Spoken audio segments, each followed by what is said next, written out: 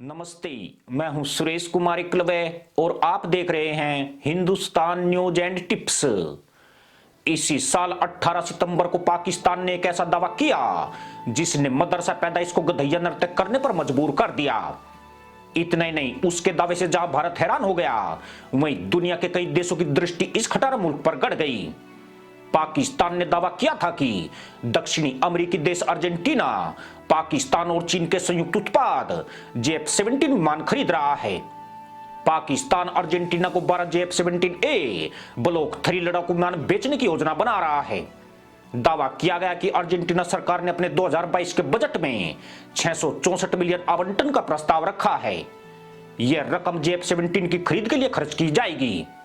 यानी यह पहला मौका था जब लकड़ी बीनने वाले टकसाल के कारखाने खोलने का दावा कर रहे थे। पर जाहिलों द्वारा किया गया दावा एक और प्रोपेगेंडा और कोरा झूठ साबित हुआ है।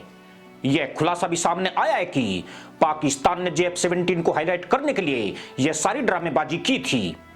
अब पर्दाफाश हुआ तो उस पर थू थू सुसु शुरू हो चुकी है और दुनिया भर में उसका एक बार फिर से मजाक बन गया है। मजे की बात यह है कि मदरसा मुल्क की कारस्तानी का भंडाफोड़ भी खुद अर्जेंटीना दूतावास ने ही किया है। अर्जेंटीना ने साफ कर दिया है कि JF-17 को लेकर पाकिस्तान से अभी कोई डील नहीं हुई है। उन्हें पाकिस्तान की विश्वसनीयता पर ही संदेह है।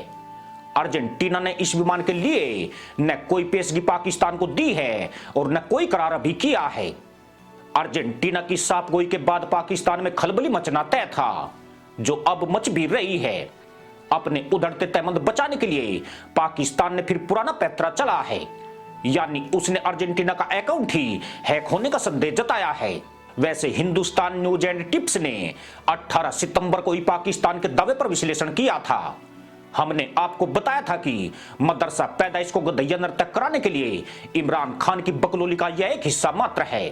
खास बात यह भी है कि पाकिस्तान के इस दावे पर अर्जेंटीना ने तब भी कोई प्रतिक्रिया नहीं दी थी, मगर अब मदरसा पैदाइश गधैया नृत्य की सीमा लांघ चुकी है तो उसे स्थिति को साफ करने के लिए सामने आना पड़ा है। परंतु यह मामला यहीं तक सीमित नहीं है, बल्कि इसके पीछे चीन और पाकिस्तान मिलकर बड़ा गेम खेल रहे थे।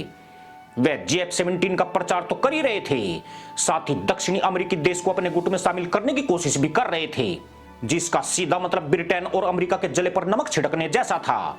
यूं भी 1982 में फोकलैंड द्वीप को लेकर हुए युद्ध के बाद से अमेरिका और अर्जेंटीना के रिश्ते अभी भी ठीक नहीं हैं। इसी का फायदा उठाने की कोशिश में चीन और पाकिस्तान लगे हुए थे। अमेरिका को चीन की इस चालबाजी का आभास हो गया, जिसके बाद ब्रिटेन को इस डील को नाकाम करने की जिम्मेदारी दी गई।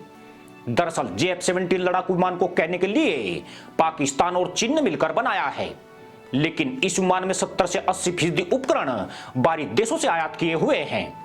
JF-17 की injector seat British company Martin baker ने बनाई है।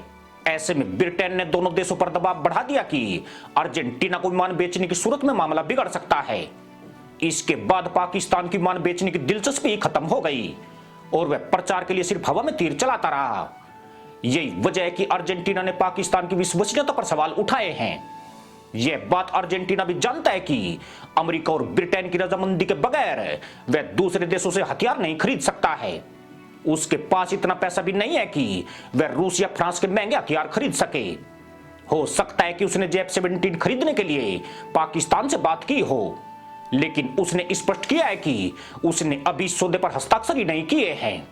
इसका मतलब यह है कि पाकिस्तान जिन तहमदों की रस्सी बनाकर झूला झूलने की कोशिश कर रहा था, वे पूरी तरह उधड़ चुके हैं। पाकिस्तान दुनिया में ऐसा छलावा तैयार कर रहा था कि JF-17 भारत के तेजस लड़ाकू विमान से ज्यादा लोकप्रिय है और वह उससे कहीं ज्यादा बेहतर है। अर्जेंटीना जैसा देश भी आज उसे खरीद रहा है, पर अब उसकी जिस तरह बेइज्जती हुई है, भारतीय मीडिया उसकी पोल पट्टी दुनिया के सामने खोल रही है। यूं भी पाकिस्तान को नंगा करने का श्रेय भारतीय मीडिया को जाता है, जो उसकी एक एक कारस्तानी पर कड़ी नजर रखता है। जहां तक मदरसा पैदाइश के गधैया नृत्य की बात है तो पोल खुलते ही वे भी तहमद समेट कर भाग खड़े हुए हैं। वैसे भी बेइज्जती के बाद यह भागने में इतने व्यस्त हो चुके हैं कि जल्दी से दोबारा दिखाई नहीं देते हैं। पर इमरान खान भी इन्हें चैन से बैठने नहीं देता है। वह फिर से कोई ना कोई झूठा ऐलान करके इन्हें तहमद लहराने पर मजबूर कर देता है। यानी गधैया नृत्य इस देश का राष्ट्रीय ठुमका बन चुका है। इसी के साथ अनुमति दोस्तों, जय जवान जय किसान जय हिंद वंदे मातरम।